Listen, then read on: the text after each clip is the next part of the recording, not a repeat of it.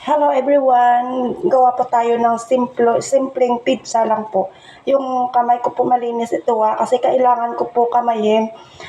Hindi pwede kasi magsuot ako ng gloves kasi kailangan natin i-massage ng maigit. So kailangan natin magkamay. Pero hugasan natin ng maigi yung kamay natin para mag-massage. Yung ito po, sukat nito is 3.5 cup na flour. Tapos nilagyan ko ng 1 teaspoon of salt. 1 teaspoon o 1/2 teaspoon pala ng salt at saka kaunting honey. 1 tablespoon na honey. Tapos hindi po ako gumamit ng asukal.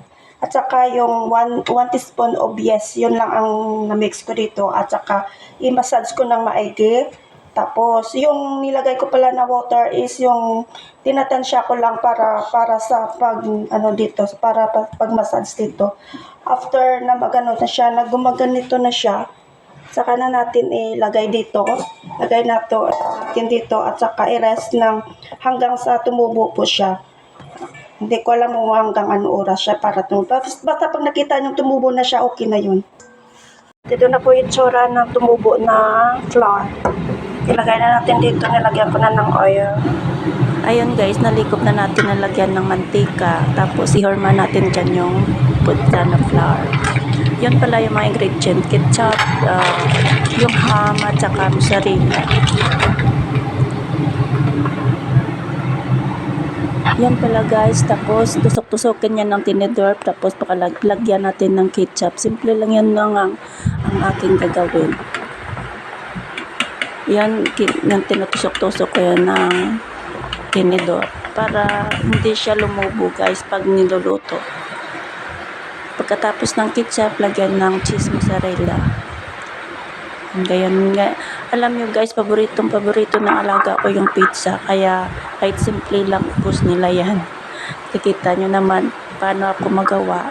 Pinakasimple lang yan kasi ayaw naman nilang may gulay-gulay. Minsan nga nilalagyan ko ng pineapple tidbits pero ayaw naman nila.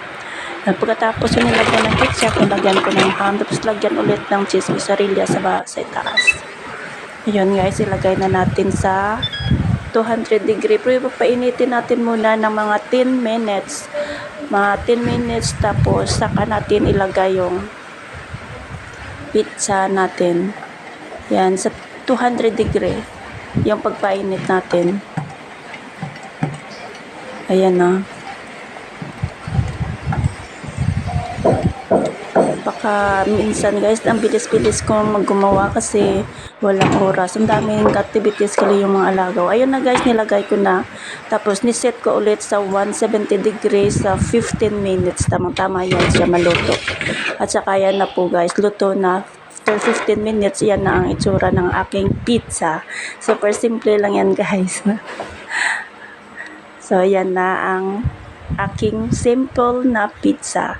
Kuha ako ng slicer at saka i-slice ko na yan kasi kung hindi ko i-slice sila lang inubos nila yung isang niyan, pizza na ginawa ko. Yun kasimple lang ang aking niluto. But buti na lang tinirahan nila ako ng isang slice ito.